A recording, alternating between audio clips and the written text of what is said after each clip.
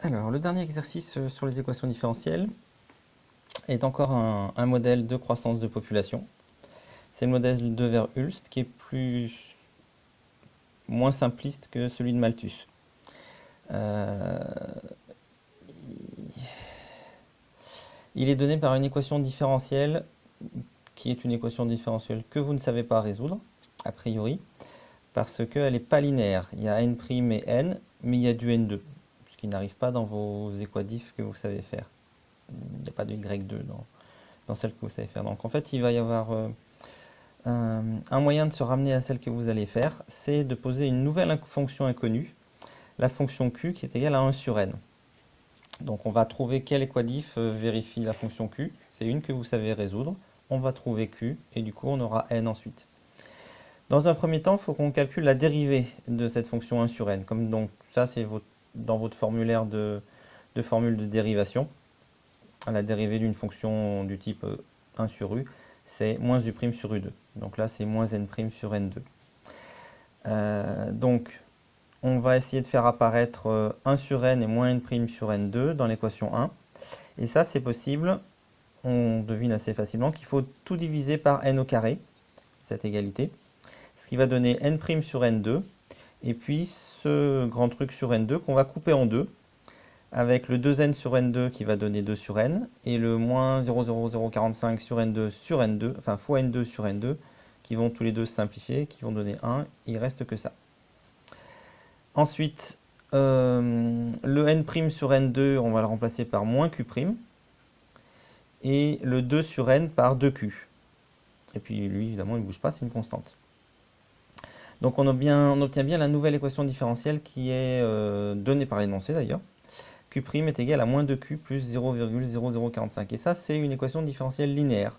Il y a Q', il y a Q, et pas d'autres occurrences bizarres de la fonction. Alors pour la résoudre, je rappelle qu'on refait passer ça de l'autre côté pour l'avoir sous la forme AQ' plus BQ égale une fonction C de t. Avec A qui est égal à 1, B qui est égal à 2, et C de t qui est égal à la constante 0,045.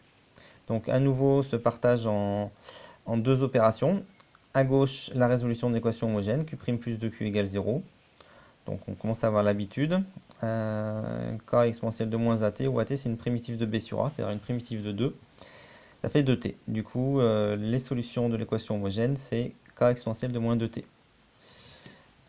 La recherche de solutions particulières. Donc comme dans l'exercice 6, elle n'est pas donnée en indication. Mais il se trouve que comme c'est une constante, on va chercher aussi une constante. Cette fois-ci, on peut l'appeler alpha, parce que alpha ne sert à rien dans cet exo. QP égale alpha. Sa dérivée, c'est 0, puisque c'est une constante. On reporte dans l'équation 2 entière. Ça fait 0 plus 2 fois alpha est égal à ça. 0 plus 2 fois alpha égale 0,045. Bon, le 0 disparaît. Je divise par 2 et j'ai alpha. Ça donne ça avec la calculatrice.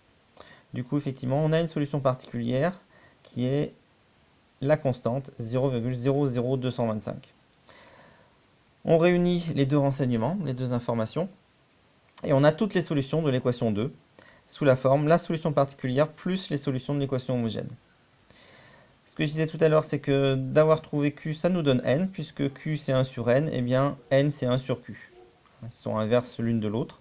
Donc N, la population de cet organisme qu'on ne connaît pas, c'est 1 sur 0,0225 plus k exponentielle de moins 2t. Alors, il y a cette constante, donc là c'est l'ensemble de toutes les solutions, il y a cette constante k qu'on va essayer de déterminer, et avec la condition initiale que n0 égale 1000. Donc on fait n0 là-dedans, donc on remplace t par 0, on va avoir une exponentielle 0 qui fait 1, et on va avoir ça égale 1000. Donc ça c'est en bas, on n'a pas envie que ce soit en bas, donc on prend, si ces deux nombres sont égaux, leurs inverses sont égaux aussi, c'est-à-dire que 1 sur 1000 est égal à l'inverse de l'inverse, c'est-à-dire k plus 0,025, 225 en l'occurrence. 1 sur 1000, on va l'écrire en décimale, 0,001. On fait passer ce nombre décimal là de l'autre côté, et on tombe sur la valeur de k qu'on cherchait. On la remet dans la formule, et on a la fonction de la population et son évolution au cours du temps.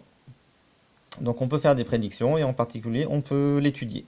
Pour étudier cette fonction, on va calculer sa dérivée Alors, c'est une fonction du type 1 sur u. Sa dérivée, c'est moins u' sur u2. Alors là, je suis allé un petit peu vite pour les calculs. Donc en bas, c'est au carré. Et on a la dérivée du dénominateur à mettre là. Donc ça dérive en 0. Le moins 0,0125, lui, il bouge pas. Et l'exponentielle de moins 2t, il y a un moins 2 qui sort fois l'exponentielle de moins 2t. Et il y a un signe moins de la formule moins u' sur u2. On remarque qu'il y a 3 signes moins. Tous les autres trucs sont positifs. Ça, c'est un carré. Ça, c'est une exponentielle, c'est positif. Les autres nombres. Donc en fait, les 3 signes moins font qu'il ne reste plus qu'un. Et que c'est une fonction négative. Puisqu'elle est négative, c'est que la fonction est décroissante lorsque la dérivée est négative. Et puis, on va calculer sa limite. Alors, la limite, quand t tend vers l'infini, oui, c'est ça, l'exponentielle de moins 2t. L'exponentielle de moins 2t, ça tend vers l'exponentielle de moins l'infini, ça fait 0. Donc, tout ce morceau-là disparaît et il reste que le 1 sur la constante qui ne bouge pas, elle. La calculatrice nous dit que c'est à peu près 444. C'est plus compliqué que ça, mais on va arrondir. Et donc, on a une fonction qui part de 1000 et qui est décroissante et qui se rapproche de 444 sans jamais l'atteindre. On voit, alors donc elle passe par 500 évidemment, entre 1000 et 444 dans sa décroissance. Et donc, on voit que ça se passe ici. Alors, graphiquement, ça ne nous donne pas beaucoup de renseignements. On va le résoudre explicitement. Quand c'est que la fonction, la population vaut 500 unités de l'organisme, eh bien, lorsque ça c'est égal à 500, donc lorsque l'inverse est égal à 1 sur 500, que j'écris encore sous forme décimale, 0,002, là je fais passer dans l'autre sens. Ce morceau-là, je le fais passer de l'autre côté parce qu'il est avec un signe moins, comme ça il n'y en aura pas, et ce morceau-là de l'autre côté.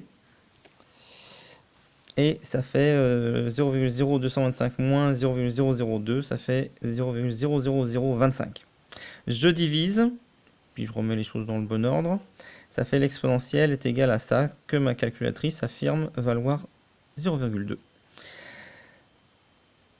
C'est dans l'exponentielle, je le veux, donc je prends le log. Le log de ça est égal au log de ça, puisqu'ils sont égaux. Et bien sûr, log suivi de l'exponentielle, ça se supprime, il reste le moins 2t. J'ai plus qu'à diviser par moins 2 pour avoir la valeur. Et ma calculatrice me dit que ça fait environ 0,8 heures, puisque on a dit au départ dans l'énoncé que le temps était mesuré en heures. Si on le calcule plus simplement en minutes, ça fait 48 minutes. Donc au bout de 48 minutes, l'organisme qui était à 1000 unités et a perdu la moitié de son effectif. Et puis il va continuer de décroître, mais pas s'éteindre puisqu'il va rester vers les 444. En fait, le modèle de Verhulst tient compte de ce qu'on appelle le milieu et de la capacité du milieu à nourrir un certain nombre d'individus. Donc ici, dans ce milieu-là, c'est une boîte de pétri ou je ne sais pas quoi, c'est 444 qui est la bonne quantité de population. Ils étaient trop nombreux au départ, et donc ça baisse jusqu'à 1000. Si au départ ils avaient été par exemple moins, ben, ça aurait augmenté jusqu'à atteindre cette valeur-là qu'on appelle la valeur d'équilibre dans le modèle de Verhulst. Voilà pour la fin de cette feuille de TD sur les équadifs.